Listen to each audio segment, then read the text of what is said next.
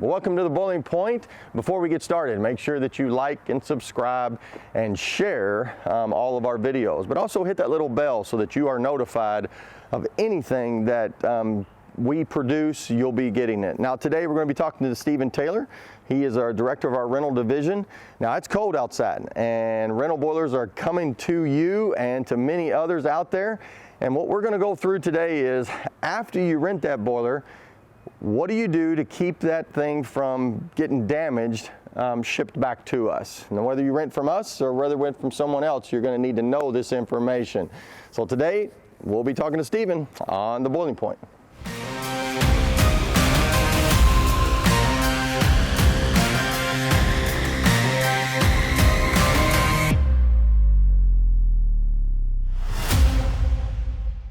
So we're inside the mobile boiler room. This is a 350 horsepower unit, a new unit that's still going through the testing. We're actually through testing and they're getting ready to shut it down and drain it. The biggest thing that you have to look for is all the drain valves. Every low point in the entire unit has got a drain valve on it. Otherwise it'd freeze up before it got back to our shop in the wintertime. Probably freeze up before it got to you in the summertime or in the wintertime as well. But you just have to go through the unit and open every valve. Every valve in the unit, open it up without question. You've got valves that are on the low points here. The pumps, they've got drain valves on both sides of them, down on the bottom. The feed water inlet lines going to the deaerator, got low point drains. You can see the low point drains on the water softener back there. Even on the Spirec Sarco control valve, steam control valve, it has a drain valve on the bottom of it. There's so many valves in here that have to be drained, and invariably, it happens all the time. These units come back, the deaerator full of water. These busted wide open, valves busted, fittings busted, pumps busted open. We have them every winter, and I just cannot stress enough how important it is that you go through and drain all those valves. One, if you don't drain that deaerator and boiler, this unit's way overweight with all that water in it. So the first time, as soon as the truck driver gets to the scales, he's gonna get a ticket for being overweight, and somebody's gonna be paying for that ticket. But it's even more important because of the damage that will be done to this unit in the wintertime. Summertime, it's not a big issue, other than it just all that water sloshing back and forth. In the wintertime, it is extremely critical. We have freeze damages every winter, and somebody's gotta pay for it. So watch all that stuff. Another thing we'll look at behind Tyler here, we'll turn around and take a look at it, the stack. We'll look at that for just a second. So now we're going to take a look at the boiler itself. Same thing on the boiler. Every pipe on this boiler has a drain valve.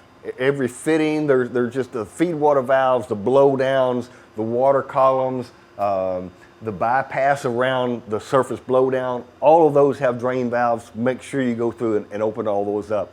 And if a guy tells you he's opened them, go behind him and double check. Make sure. I mean, it doesn't take 5 minutes for you to go through and make sure they're all open, make sure they're opened up. The other thing on these units, the stub stack the stack on these units, it's a telescoping stack so that you don't have to get up on the roof. You can do everything from in here. So make sure that stack is down, because this trailer is 13 feet 6 going down the road with nothing sticking up. That thing sticks up about 18 inches. That puts you at 15 foot. Guess what? He's going to be going through a bunch of overpasses that are 14 and a half feet. That thing won't be on there when it gets back. It'll be tore off and the roof will be tore up. Happens every year. We train our truck drivers to check them, but every now and then they'll pick them up in the middle of the night. Something happened, they won't check them. They'll hit an overpass, tear them up. Make sure that you just pull 2 pins out, drop it down, stick the pins back in, it's ready to go.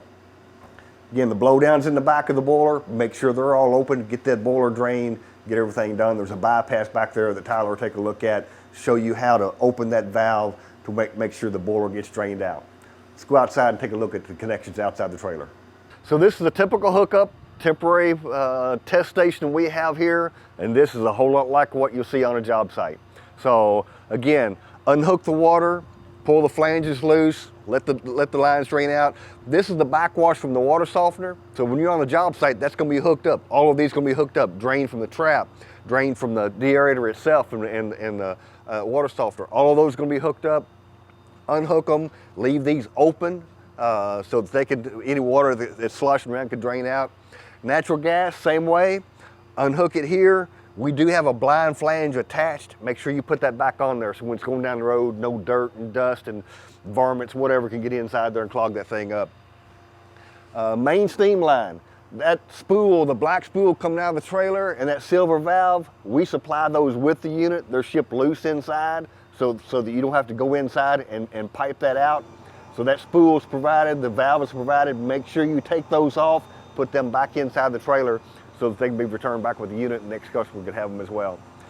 Electrical connections on the front of the trailer. Make sure you get it unhooked, close the box back up, get your power shut off before you unhook all that stuff. Same thing with all these services. Make sure all that stuff is off, locked out, tagged out before you unhook all this stuff. Just be safe when you unhook it.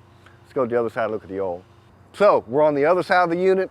The drain in the back off the blowdown separator. Make sure you unflange that, get that taken care of after the unit is completely drained out. If you're running oil, this is what you're going to have. We got flange connections there. Same thing, we've got blind flanges. Put those back on there.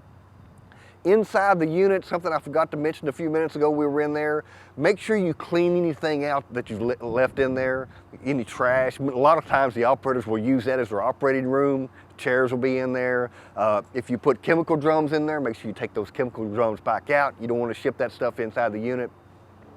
We have leveling dollies on here to take the weight off the tires and to help level the trailer.